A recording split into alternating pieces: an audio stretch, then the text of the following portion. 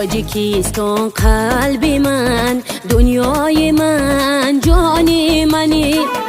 تاجیکستان هستی و وجدان و ایمان منی.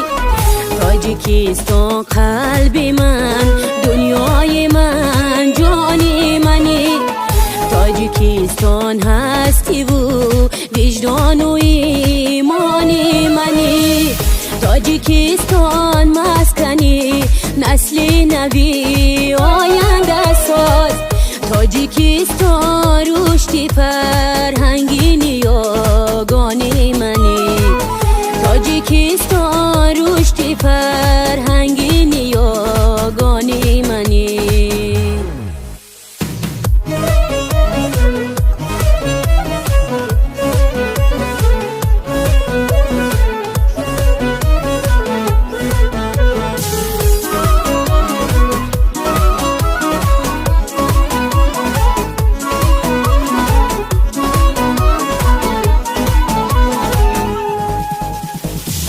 صحبت ها رایم به هر یک شهروند این وطن.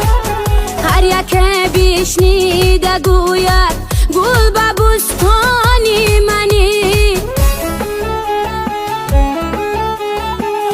مردمان را دیده آسوده ز پشت زندگی.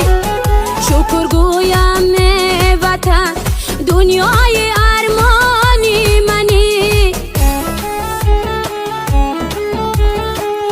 مردمان را دیده آسوده ز پشت زندگی. شکر گویم وطن دنیای ارمانی منی. تاجیکستان قلب من، دنیای من، جان منی. تاجیکستان هستی و وجدان و